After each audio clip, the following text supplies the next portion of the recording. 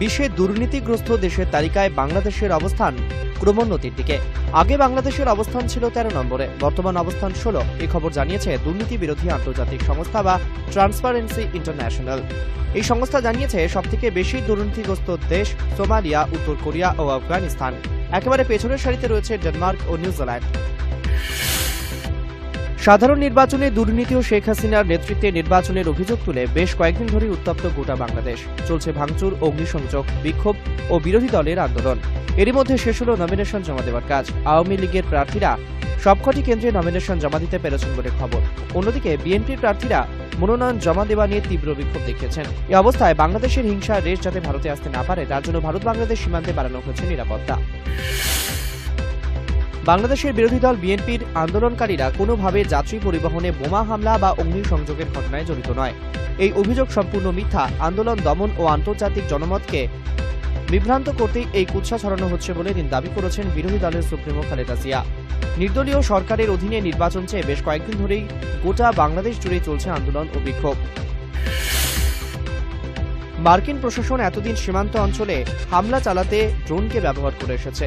এবার সেই ড্রোনকেই ব্যবহারিক কাজে লাগাবে আমাজন। আমাজন হল বিশ্বের সবথেকে বড় অনলাইন পণ্য সরবরাহকারী সংস্থা। আর ড্রোন হল মনুষ্যবিহীন বিমান। ইতিমধ্যেই তার পরীক্ষামূলক কাজ চালাচ্ছে তারা। পরীক্ষায় দেখা গেছে নির্দিষ্ট সময়ের মধ্যে ড্রোনের ক্ষমতা অনুযায়ী প্রায় 2.5 কেজি ওজনের পণ্য পরিবহনে সক্ষম বলে জানিয়েছে আমাজন। সিরিয়ান প্রেসিডেন্ট বাশার আল আসাদ সমর্থক ও বিরোধী গোষ্ঠীর মধ্যে সংঘর্ষে 10 জনের মৃত্যুর খবর পাওয়া গেছে। উত্তর লেবাননে প্রায় 2 দিন ব্যাপী চলছে এই সংঘর্ষ। এই সংঘর্ষে আহতের সংখ্যা প্রায় 50, যাদের মধ্যে রয়েছে সেনাবাহিনীর জওয়ানও। বারবার বিরোধী ও আসাদ সমর্থকদের মধ্যে এই ধরনের সংঘর্ষের ঘটনা লেগেই রয়েছে সিরিয়ায়, যে কারণে বেড়েই চলেছে সিরিয়ায় গৃহযুদ্ধের মৃতের সংখ্যা। সরকার ও বিরোধী পক্ষের দীর্ঘদিনের গৃহযুদ্ধ ও সিরিয়া সরকারের রাসায়নিক হামলায় এখনো পর্যন্ত মৃতের সংখ্যা বেড়ে দাঁড়ালো 1,25,835 জন। এদের মধ্যে 1/3 বেসামরিক নাগরিক। এমনই তথ্য জানিয়েছে the Syrian observatory for human rights.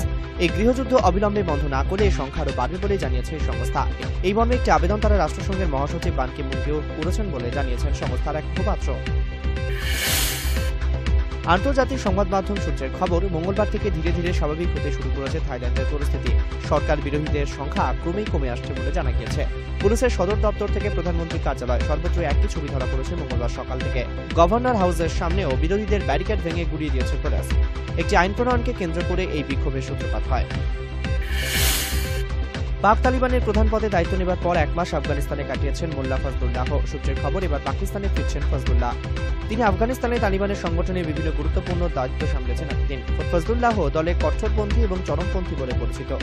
এবার পাক তালিবানের প্রধান পদে দায়িত্ব নেবার পর সংগঠনকে আরো চাঙ্গা করতে পাকিস্তানে এসেছেন বলে জানিয়েছে সূত্র।